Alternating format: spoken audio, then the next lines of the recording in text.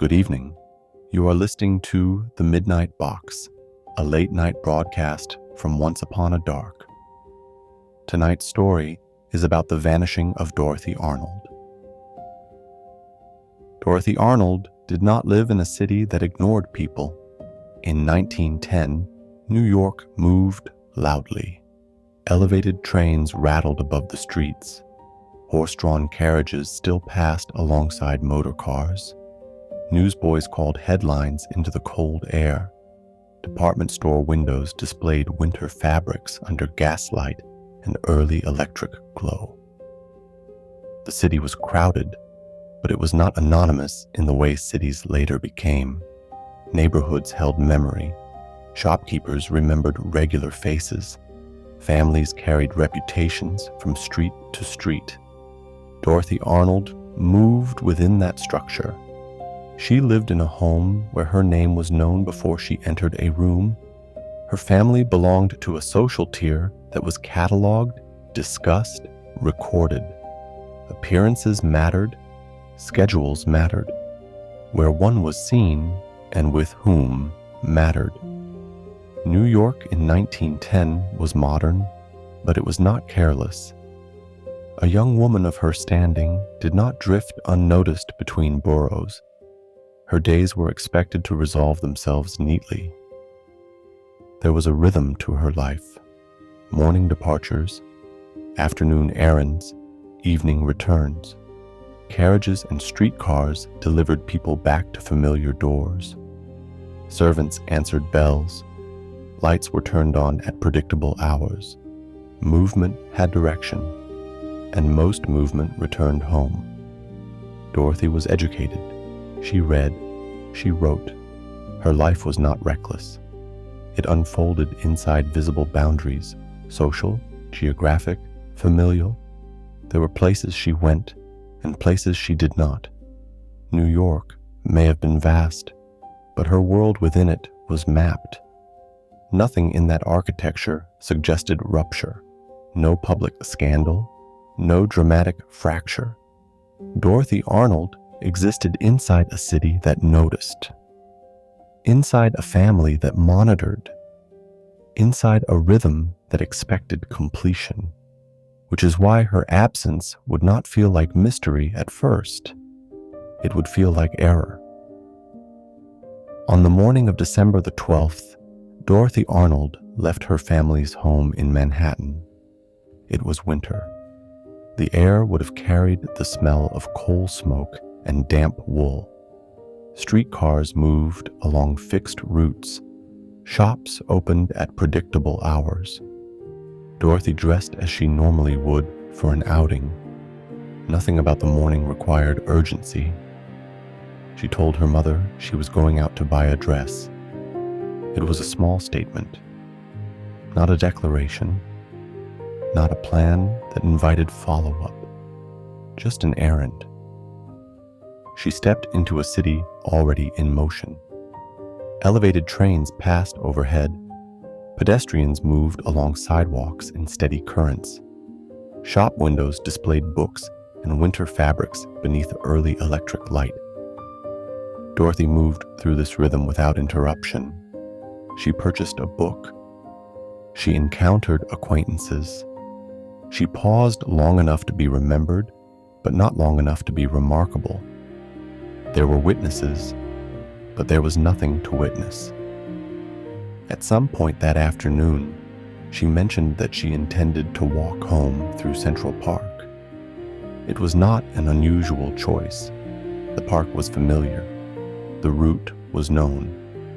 There was no reason to record it as significant.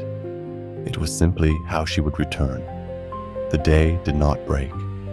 No argument, no alarm, no public disturbance. From the outside, it resolved exactly as it should have, until it did not. Dorothy Arnold did not return home that evening. There was no message sent ahead, no note, no explanation waiting at the door. By nightfall, the rhythm that had carried the day simply stopped. Her family expected the sound of the door, the removal of gloves, a brief explanation of the errand. none came. There was no gradual unraveling, no escalating signal, just a missing arrival. The city that had carried her footsteps hours earlier continued without interruption. Streetlights were lit, elevated trains passed overhead, carriages moved along their routes, and Dorothy Arnold did not walk through her family's door. The break was not dramatic, it was precise. She had been seen, she had spoken, she had planned a familiar walk through a familiar park, and then the line of continuity ended. There were witnesses to her day, but there were no witnesses to her absence, and that distinction is where the record fractures. By the following morning, concern had hardened into action. Dorothy Arnold had not returned. She had not sent word. No explanation had arrived to smooth over the disruption. Her family began quietly retracing her steps. They contacted acquaintances. They questioned shopkeepers. They verified the book purchase. They confirmed the route she had mentioned. Each detail held. Each witness remembered her. And each recollection ended the same way. She had moved on. Private investigators were hired. Discreet inquiries were made. The family did not immediately turn to the press. They did not stage public appeals. They attempted to manage the situation internally, as families of their standing were expected to do. Reputation mattered, visibility mattered, control mattered, but New York was not a small town. Information traveled. Newspapers began to ask questions. Speculation surfaced in print before facts could solidify. There were theories offered, none were confirmed. The family responded carefully. Statements were limited, details were guarded. What had begun as a missing return became a public absence, and with publicity came scrutiny. The tension did not explode, it tightened. Every unanswered question pressed against the family's composure. Every rumor required dismissal. Every passing day increased the weight of explanation. And still, there was nothing tangible to counter it. No body, no letter, no verified sighting, only a pattern that had stopped mid-stride. Dorothy Arnold's name did not disappear immediately. It remained in print. It lingered in columns of speculation and in the guarded language of official updates. For a time, she was still being searched for, still being referenced, still being expected. But years pass differently than days. Friends marry, families age, cities replace their headlines. What was once urgent becomes archival. What was once personal becomes historical.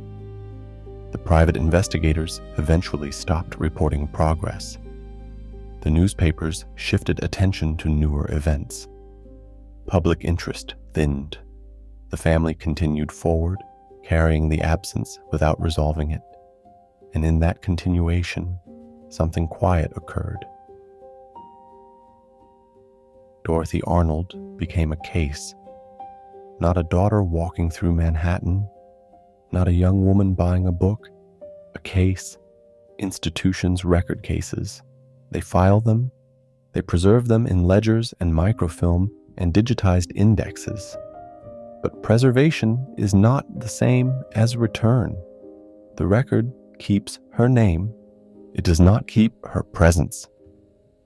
What was once a winter afternoon in New York, with trains rattling overhead and shop windows lit against the cold, now exists only as documentation. A series of statements, a timeline that ends mid-sentence. Dorothy Arnold did not vanish into legend. She vanished into paperwork, and then into time. That was tonight's story. You've been listening to The Midnight Box. Wherever you are, thank you for listening. Good night.